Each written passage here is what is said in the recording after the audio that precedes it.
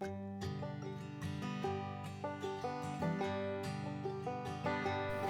খবর সবার? সবাই কেমন আছেন? আশা করি সবাই ভালো আছেন, সুস্থ আছেন। অনেক দিন পরে ব্লগটা বানালাম। মাঝখানে অবশ্য এডিট সব কমপ্লিট হয়ে গেছিলো, যেহেতু আমি ফোন দিয়ে এডিটটা করি, তো ফোন থেকে হাওয়া হয়ে গেছিলো। আবার নতুন করে করতে হলো, যেহেতু এটা অনেক বড় একটা ভিডিও, তাই আমাকে আবার নতুন করে করতে অনেক সময় নিয়ে নিলাম। এই যে আমরা যাচ্ছিলাম শ্রীমঙ্গলে, হঠাৎ করে ট্যুর প্ল্যানটা হলো। তো নরসিংদী পার হয়ে তারপরে আমরা রাত 3টার দিকে শ্রীমঙ্গলে পৌঁছে গিয়েছিলাম। এত ভালো লাগছিল, ট্রেনে খাবার দিয়েছিল, আমার একটা প্রথম এক্সপিরিয়েন্স ছিল, আমার বেশ ভালোই লেগেছে। মানে এর আগে আমি ইন্ডিয়ান ট্রেনে রাতে যাতায়াত করেছি, কিন্তু বাংলাদেশের প্রথম এটাই। তো দেখুন, আমি এখানে ভিডিও করছিলাম, কেউ একজন আমাকে টাটা দিচ্ছিল জানলা দিয়ে, তা আমিও টাটা দিলাম। পরের দিন সকালবেলায় আমরা বেরিয়ে গিয়েছিলাম ঘুরতে, প্লাস কটেজ দেখতে, মানে রিসোর্ট দেখতে। আমরা যেটা উঠেছিলাম সেটা অনেক সুন্দর ছিল, তো ভাবলাম যে একটু ইকো ফ্রেন্ডলি যেটা আছে সেটা যাওয়া যায় কিনা। তো সেই হিসাবে আমরা ঘুরছিলাম। এই যে রাবার বাগান, এত সুন্দর চারপাশ। আমরা গিয়েছিলাম অফ সিজনে, সেই জন্য একটু ফাঁকা ফাঁকা ছিল। আমার মনে হয় ঘোরাঘুরির জন্য অফ সিজনটাই ভালো, সব দিক থেকে সুবিধা পাওয়া যায়। হ্যাঁ, রাবার বাগানগুলো দেখছিলাম, আমার প্রথম রাবার বাগান দেখা এটা। আর ছোট ছোট টিলার উপরে চা বাগান। তো খুঁজতে খুঁজতে আমরা এইখানে চলে আসছি। এখন শ্রীমঙ্গলে রিসোর্ট দেখতে। এটা অনেক সুন্দর, দেখা যাক আমাদের হয় কিনা, হলে আমরা নিয়ে নেব। কিন্তু ভাই অনেক উঁচু। এই রিসোর্টটা ছিল প্রায় 6তলা 7তলা বাড়ির মতো উঁচু একটা পাহাড়ের। এটা যদি আমরা উঠতাম, মানে আমাদের খুব ভালো লেগেছিল, কিন্তু উঠতে পারিনি, কারণ ওই যে 6-7তলা ভেঙে ওঠা আবার নামা, মানে আমাদের উঠলে এখানেই কেটে যাবে। কিন্তু অনেক সুন্দর ছিল, চারপাশে উঁচু উঁচু পাহাড়। আর এটা তো অনেক সুন্দর, মানে না বললেই নয়। এই যে এখান থেকে অতটা দেখা যাচ্ছে, আমাদের হয়নি। তারপর আমরা চলে গেলাম অন্য রিসোর্টগুলো দেখতে দেখতে দেখতে আমরা সব দেখেই ফেলেছিলাম। এরপরে আমাদের চয়েজেবল অনুযায়ী একটাই উঠেছি, এটা হচ্ছে মাধবীলতা রিসোর্ট। এই ঘরটা দেখেন না, এটা হচ্ছে আয়না ঘর, মানে এক একটা কটেজের নাম দেওয়া। এই সিঁড়িটা না একদম পাহাড়ের মাথা অবধি নিয়ে যাবে। তো আমি সেজন্য একটু উঠে উঠে আবার দৌড়ে দৌড়ে নামছিলাম, কারণ আমি তো উঠতে পারবো না সম্পূর্ণ পাহাড়ের মাথা অবধি। এই জন্য হচ্ছে রিল বানাচ্ছিলাম। এখন আমার শাড়ি পরা দেখে অনেকেই ভাবতে পারেন যে ঘুরতে গিয়ে পাহাড়ের উপরে কে শাড়ি পরে ঘোরে। ভাই, আমি হচ্ছে একটু ভিডিও বানাতে গেছিলাম, সেই জন্য হচ্ছে শাড়ি পরা। না হলে কার এত কপালে দুঃখ বলেন যে আমি ঘুরতে গেছি, শাড়ি পরে আমি ঘুরবো। আর আমার অত এনার্জি নেই যে আমি এই সেজে গুজে কোথাও ঘোরাঘুরি করবো, কারণ আমি হচ্ছে চিল মুডের মানুষ। আমি একদম সিম্পল ড্রেস আপে থাকি, একদম ঘরোয়া ড্রেস আপে, যে আমার কোনো অশান্তি না হয়। সেখানে পুরো শাড়িটারি পরে আমি হাজির হয়ে গেছি। কথা বলতে বলতে অন্য একটা গাড়ির সঙ্গে ধাক্কা খেয়ে গেছি, লক্ষ্যই করিনি। আর এই যে হচ্ছে আমাদের রিসোর্টটা, এটা এত সুন্দর, মানে আমার কাছে অনেক ভালো লেগেছে। সেজন্যই আমরা সবাই মিলে ডিসিশন নিয়ে এটাই উঠেছি, কারণ এটার মধ্যে একটা পাহাড়ি পাহাড়ি ভাব ছিল।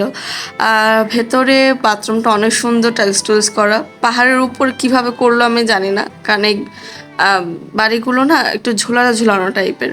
উপরে বাঁশের পাতা, গোল পাতা, কি পাতা দিয়ে যেন ছেয়ে দেওয়া আছে। বাঁশের পাতা না, সম্ভবত গোল পাতাই। অনেক সুন্দর ছিল, অনেক ঠান্ডা। আর এখানে ওয়েদারগুলো এমন, এই ঠান্ডা এই গরম। ওপাশে এই কটেজের ওপাশে হচ্ছে বেলকনি আছে, আমি জাস্ট দেখাই, যদি এখন রুমের অবস্থা অনেক খারাপ। এটা হচ্ছে রুম, এটা আমাদের রুম, এটা হচ্ছে বেলকনি। এটা বেলকনি আমাদের আড্ডা দেওয়ার জন্য। আর সম্পূর্ণ সব জায়গায় পাহাড়।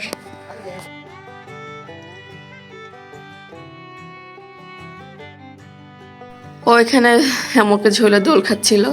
এখানে অনেক মানে সিস্টেম করা আছে মজা নেওয়ার জন্য। এই যে সম্পূর্ণ গাছগুলোতে কাঁঠাল ঝুলছিল, আর এই যে আমাদের শুটিংয়ের ছোট্ট একটা ক্লিপ, সকালবেলা দেখাবো না, আমি উঠে গিয়েছিলাম সকাল 7:30-এর দিকে। তো ওরা সবাই ঘুমোচ্ছিল, কারণ আমাদের সারাদিন অনেক ধকল গেছে। তো সকালবেলা উঠেই আর কি এটা ভিডিওটা নিচ্ছিলাম আমি।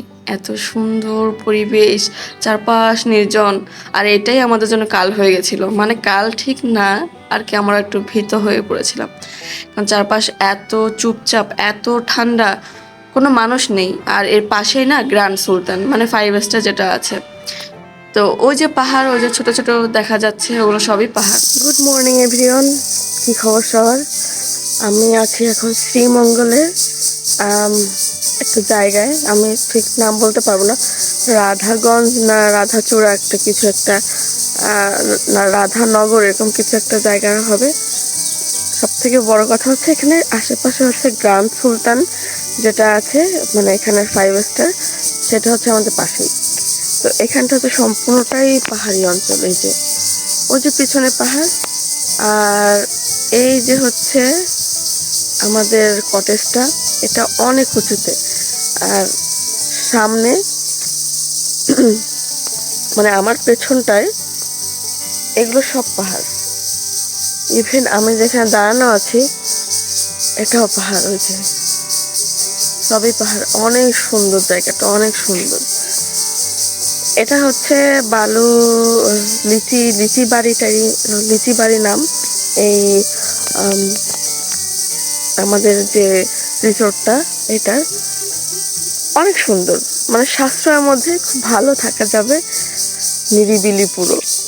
আর চারপাশে তো পাহাড় আছেই, কারণ এই যে জায়গাটা, ওই যে ওটা ঢাল, পাহাড়ের ঢাল, আর উপরে গেলেই পাহাড়। এই রিসোর্টটা সুবিধা হচ্ছে আপনি চাইলে দুপুরে লাঞ্চটাও এখান থেকে নিয়ে নিতে পারেন, যেহেতু এখানের বাজারগুলো অনেক দূরে, যেতে হলে অনেক সময়ের প্রয়োজন হয়, তাই সব মানে রিসোর্টগুলোতে এই সিস্টেমটা করা আছে। এটা অনেক ভালো, যদিও আমরা নেইনি, কারণ আমরা এখানে খাবারটা এক্সপ্লোর করতে চাচ্ছিলাম। এই সুন্দর না এগুলো? যাক, আমরা পরবর্তীতে এটা ছেড়ে দিয়েছিলাম, কারণ আমাদের একটু লোকালয় পছন্দ ছিল। মানে এত নির্জন এরিয়া, মানুষজন এমনিতেই কম ছিল, সেজন্য আমরা আবার লোকালয়ে ফিরছিলাম। মজা নিলাম, কেমন হলো সব কিছুই ফিল করলাম। সব থেকে মজার বিষয় কি জানেন? এই চাঁদের গাড়িটা, এত মজা পেয়েছি। আর চাঁদের গাড়িতে যে আমাদের যে ড্রাইভার ভাই ছিলেন, উনি অসম্ভব ভালো ছিল।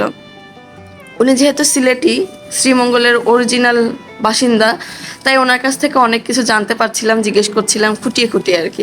আর উনিও খুব সুন্দর করে আমাদের উত্তরগুলো দিচ্ছিলেন, মানে আমাদের সঙ্গে মিশে গেছিলেন। আমাদের মনেই হচ্ছিল না যে উনি টিম মেম্বার না, বা উনি চাঁদের গাড়ির কোনো একজন সদস্য, বরং ভালোই লাগছিল। উনি আমাদের সঙ্গে সেম এনজয় করছিল। আমরা এই যে দাঁড়িয়ে দাঁড়িয়ে ফিল নিচ্ছিলাম, চারপাশ চা বাগান। সবাই বলছিল আমরা ভুল টাইমে আসছি, কারণ সবে মাত্র কচি পাতা বের হবে এখন, কিন্তু আমাদের তো ওই টাইমটাই ভালো ছিল। যাই হোক, এদিন কোনো বৃষ্টি টিষ্টি হয়নি, তাই পাতাগুলো একটু অস্বচ্ছ দেখাচ্ছিল, কিন্তু চারপাশ রাস্তা এত সুন্দর। আমরা যাচ্ছিলাম এই যে লাউয়াছড়াতে। লাউয়াছড়া যেতেই একটু ভয়ে গা ছমছম করে উঠছিল, কারণ এখানে প্রচুর বন্যপ্রাণী, চারপাশ বাগান, ঝোপঝাড়, কোথাও কোনো লোকরান্য নেই। খাসিয়াপল্লী লাউয়াছড়ার মধ্যেই, কিন্তু আমরা সেখানে যাইনি, কারণ আমাদের হাতে সময় খুবই কম ছিল। কিন্তু আমরা সেই সুযোগটা নেইনি, কারণ একটা জনগোষ্ঠীকে এইভাবে দেখতে যাওয়া মনে হয় ঠিক না। আর এদিক থেকে আমাদের টিমের আমরা সবাই একমত ছিলাম। খুব সাইলেন্সলি আমাদের চলতে হচ্ছে। ফিলিংস কেমন? Hello hello. আমার ভীষণ ভয় লাগতেছে। অন্য কিছু না, যদি খাসে ঠাস সমাঙ্গে একদম চড়া মারে তাহলে শেষ, ওই ডাল ভেঙেই যাবে।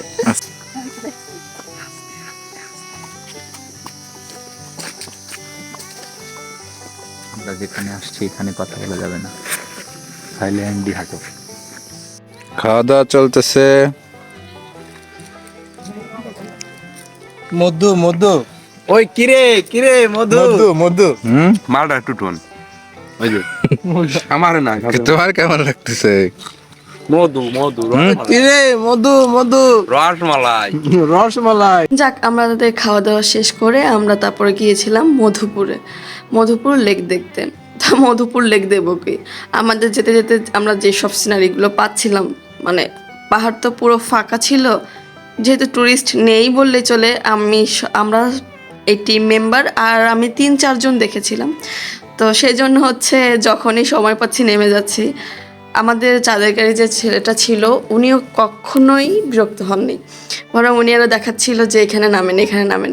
যদিও এটা ওনাদের রোলের মধ্যে থাকে যে যেসব টুরিস্ট এরিয়া আছে সেখানে ওনারা ভিজিট করেন, কিন্তু উনি হচ্ছে আমাদের সময়ের থেকেও বেশি সময় দিয়ে দিয়েছে। কিন্তু কখনোই আমি বিরক্ত হতে দেখিনি বা আমার সময় নেই, সময় চলে যাচ্ছে সেটা কখনো বলেনি।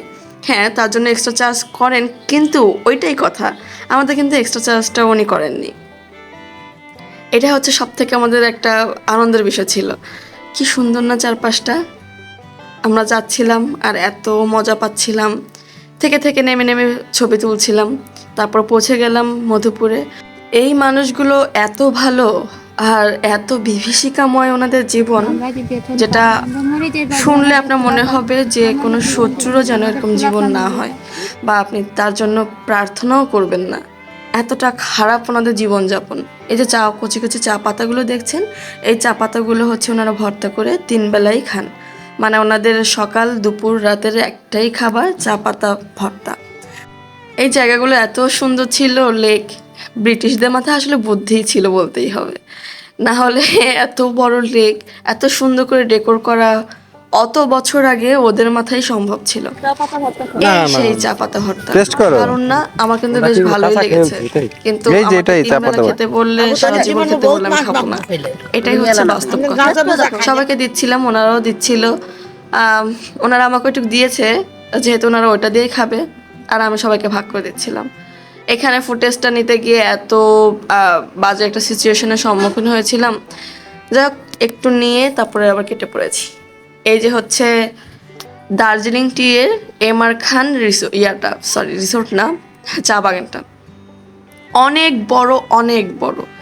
আমার এত ভালো লেগেছে এখানে, আর এখানে মেমোরিগুলো খুব সুন্দর সুন্দর নিয়ে আসছে। এই চা গাছগুলো দিয়ে না বিভিন্ন ধরনের ছোট ছোট শোপিস বানায়, টি টেবিল বানায়। তো আমি চেয়েছিলাম যে আমাকে কি একটা দেওয়া যাবে কিনা, ওনারা মুহূর্তের মধ্যে আমাকে একটা দিয়ে দিয়েছিল। এটা কিন্তু সবার সঙ্গে হয় না মনে হয়। যাই হোক, আমি এর জন্য খুবই ধন্য ওনাদের কাছে। হয়তো আবার যাব, খুব দ্রুতই যাব। তো কেমন লাগলো ভিডিওটা সবাই জানাবেন, আর অবশ্যই একটা লাইক কমেন্ট করে যাবেন, শেয়ার করবেন, সাপোর্ট করবেন। তারপরে যে ব্রাহ্মণবাড়িয়া দিয়ে যাচ্ছিলাম, যেতে যেতে যাত্রা শেষ করলাম। সবাই ভালো থাকবেন, সুস্থ থাকবেন, টাটা।